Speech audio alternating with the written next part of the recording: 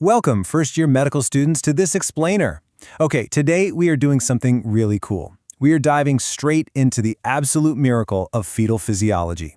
Now, to truly understand clinical obstetrics, and honestly, just to appreciate the sheer mechanical genius of human biology, you've got to master the life support systems that keep us alive in utero. We're going to look at exactly how a fetus thrives in this aquatic, super low oxygen environment, and even more importantly, we're unpacking the incredibly complex cardiovascular gymnastics that have to perfectly execute the second a baby is born. So get ready, because we are mastering the machinery of early human life.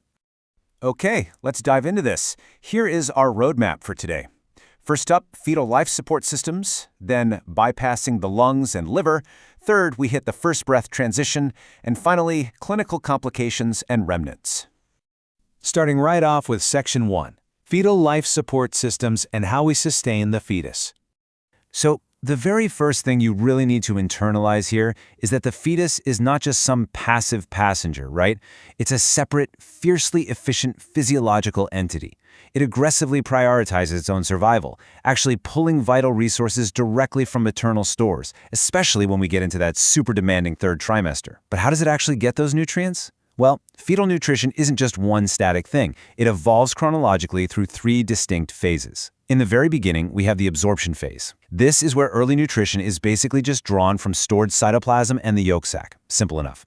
Next up is histotrophic transfer. Now, before the placenta is completely built and online, the developing embryo is essentially scavenging for nutrients from eroded maternal decidua and stagnant maternal blood. Finally, right around the third week, we hit hematrophic transfer. This is the big one. This establishes the true fetal circulation, allowing for the active and passive transfer of nutrients that'll carry the fetus all the way to term. Now, what's really interesting about this slide is exactly what the fetus is doing with its gastrointestinal tract as term approaches. The renal and GI systems are actually highly active. By term, the fetus is actively swallowing roughly 500 milliliters of amniotic fluid every single day. That's half a liter. And that fluid mixes in the fetal gut with meconium, which is this greenish-black substance that starts showing up around week 20. It's basically a mix of hepatic waste, mucus, and swallowed cells. So yeah, slightly gross, but an absolutely fascinating reality of how fetal development works. Moving over to the respiratory system, I want you to literally burn this number into your memory. 2 to 1. While fetal breathing movements actually start kicking in as early as 11 weeks, absolutely zero gas exchange is happening in the lungs yet. They're just practicing, but they are preparing. Full lung maturity is marked by a lecithin to sphingomyelin, or LS ratio, of 2 to 1 in the amniotic fluid. Guys, this is a massively high-yield board exam fact. A 2 to 1 ratio essentially means the lungs have pumped out enough surfactant to prevent those tiny alveoli from collapsing the second the baby takes its very first breath of air. All right, Section 2, bypassing the lungs and liver. Let's look at the path of oxygenation.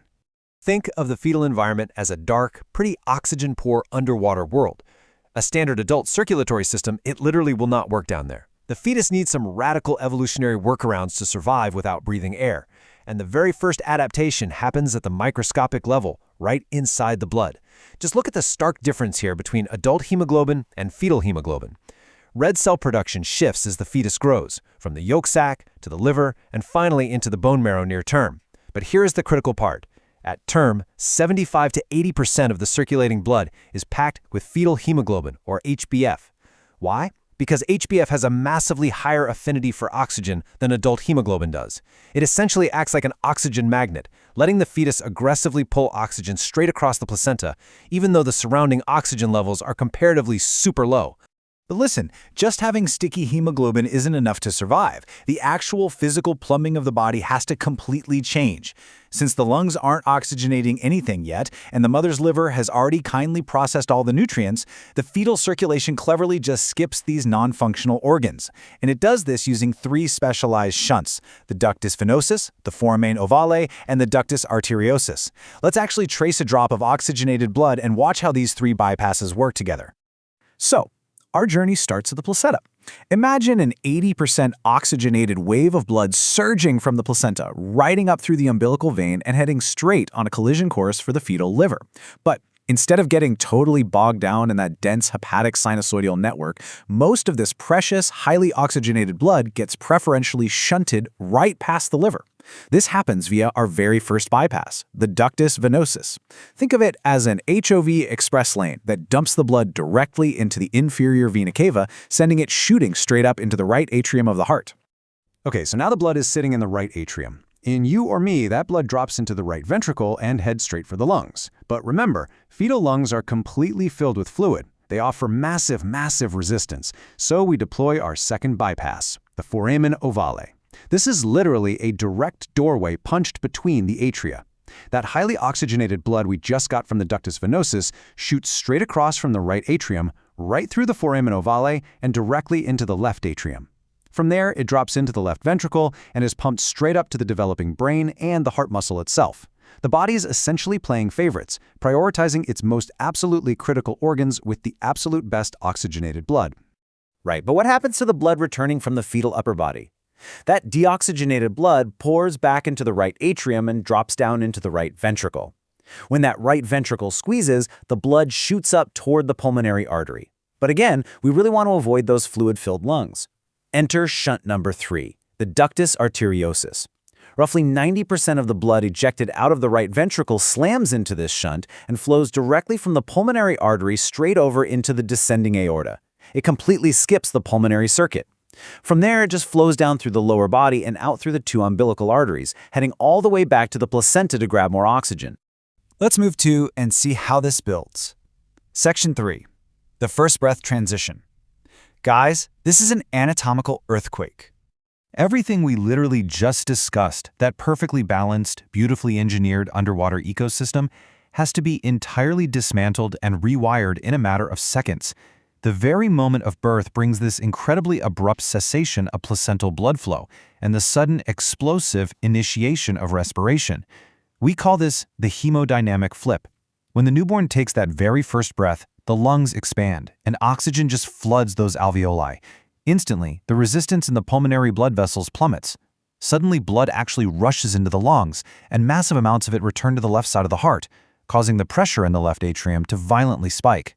Simultaneously, because that umbilical cord is clamped and the placenta is gone, the pressure in the right atrium totally tanks. The entire pressure gradient of the human heart literally flips in a fraction of a second. And this crazy pressure flip, that is the physical trigger that dismantles the fetal circulation. Because the left atrial pressure is suddenly way higher than the right, a tiny flap of tissue is slammed shut over the foramen ovale, functionally closing it off immediately. Meanwhile, that sudden massive spike in blood oxygen tension, combined with rapidly shifting prostaglandin levels, signals the thick muscular walls of the ductus arteriosus to forcefully clamp down and constrict. Boom! The express lands are officially shut down. In a matter of moments, this baby is now functioning entirely on adult circulation. So, the crucial point is, why does this matter? Section 4, Clinical Complications in Remnants. Why do you, as future physicians, absolutely have to master this anatomy? Because quite frankly, nature isn't always perfect. If these crucial closures fail to happen, the clinical fallout is severe. Let's say, for example, the ductus arteriosus completely fails to constrict. Well, then you're left with a condition called a patent ductus arteriosus, or a PDA. Depending on the pressure gradients, blood can shunt inappropriately back and forth between the aorta and the pulmonary artery. This can easily lead to heart failure or persistent cyanosis, which is basically when the baby simply cannot oxygenate its tissues because a bunch of deoxygenated blood is still bypassing the lungs entirely. Understanding the baseline normal mechanism is literally the only way you are going to be able to diagnose and fix the pathology when it breaks. And this brilliantly illustrates the aftermath. These closures actually leave behind permanent physical proof of our fetal past. Now, this right here is a classic medical school study table, and trust me, you will be tested on it. As these structures functionally close right after birth, they eventually obliterate anatomically and leave behind these fibrous remnants in the adult body. The umbilical arteries become the lateral umbilical ligaments. The umbilical vein turns into the ligamentum teres of the liver. The ductus venosus collapses as the venous pressure drops, becoming the ligamentum venosum. The ductus arteriosus, that takes about 1 to 3 months to fully fibrose, eventually forming the ligamentum arteriosum. And finally, that little tissue flap over the foramen ovale slowly seals shut over the course of about a year, leaving behind that little thumbprint depression in the atrial wall that we call the fossa ovalis. So we've walked through the absolutely brilliant engineering of fetal survival, we survived the dramatic transition at birth, and we mapped out the remnants left behind. But I really want to leave you with a provocative thought as you continue on in your medical training. If the human body literally comes pre-programmed with a vascular blueprint that was specifically designed to entirely bypass non-functional lungs, could we ever learn to manipulate those dormant pathways? Like, could we theoretically trigger those shunts to reopen or somehow mimic their effects in adults who are suffering from acute respiratory failure? It is a wildly fascinating question and one that really tests the very limits of what we know about human physiology. Keep questioning, keep studying hard, and I will see you in the next explainer.